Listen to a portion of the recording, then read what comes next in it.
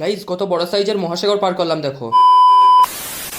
তো চলো গাইজ আর বেশি দেরি না করে তাড়াতাড়ি এখন কেসটাকে তোমাদেরকে প্রথম থেকেই বলি। আসলে আজকে দুপুরের দিকে বাড়িতেই ছিলাম, তখন আবু বললো একটু সালারের দিকে যেতে, সেই জন্য আমি আর বেশি দেরি না করে তাড়াতাড়ি এখন আবুর বাইকটাকে নিয়ে একা করে উঠতে উঠতে না মানে চলতে চলতে রওনা দিয়ে দিলাম সালার দিকে। তো গাইজ আমি এরকম ভাবে তোমাদের সঙ্গে গল্প করতে করতে যাচ্ছিলাম, এমন সময় দেখি এখানে আবার কত বড় সাইজের একটা মহাসাগর। তো গাইজ এখন আমি দাঁড়িয়ে দাঁড়িয়ে ভাবছিলাম এখন আবার আমাকে পার হওয়ার জন্য হয়তো একটা নৌকা আনতে হবে। তো যাই হোক গাইজ অনেক কষ্ট করে এখন পার হয়ে চলে আসলাম সেই দোকানে, যেখান থেকে আব্বু আমাকে অল্প কয়েকটা আমাদের দোকানে বিক্রি করার জন্য মাল নিতে বলেছিল। ফাইনালি গাইজ দোকানের জন্য মাল নেওয়া কমপ্লিট করে এখন আমি বাইকের মধ্যে ঝোলাটাকে এরকম ভাবে লাগিয়ে নিলাম, তারপর এখন আবার বেরিয়ে পড়লাম হালকা করে সাঁতার কাটার জন্য। তোমরা এখানে নিজেরাই মানে দেখে বলো রাস্তার যে অবস্থা, তাতে মনে হচ্ছে যেন সত্যি সত্যি সাঁতার কাটতে কাটতে যেতে হবে। তারপর যাই হোক গাইজ এরকম ভাবেই তোমাদের সঙ্গে কিছুক্ষণ ধরে বক বক করতে করতে যাওয়ার পর শেষে এখন ফাইনালি পৌঁছে গেলাম আর একটা দোকানে, মানে যেখানে আমার একটু কাজ ছিল। গাইজ এখানে কাজ বলতে আমি মানে যেই ফোনটাই ভিডিও করি সেই ফোনের একটা মানে গ্লাস লাগাতে হবে, সেই জন্যই এই দোকানে এসেছিলাম। তারপর গাইজ এখানে কিছুক্ষণ অপেক্ষা করার পর শেষে এখন ফাইনালি আমাদের মানে গ্লাস লাগানো কমপ্লিট হয়ে গেল। তোমাদেরকে দেখানো হলো না, তার কারণ হচ্ছে আমার কাছে একটাই ফোন, সেই জন্যই তোমাদেরকে মানে দেখানো হলো না গ্লাসটাকে লাগানো। তো যাই হোক গাইজ এটাই ছিল আজকের মিনি ভ্লগ। কিরকম লাগলো অবশ্যই যেন কমেন্ট করে জানিও। চ্যানেলে নতুন হলে চ্যানেলটিকে যেন অবশ্যই সাবস্ক্রাইব করে দিও।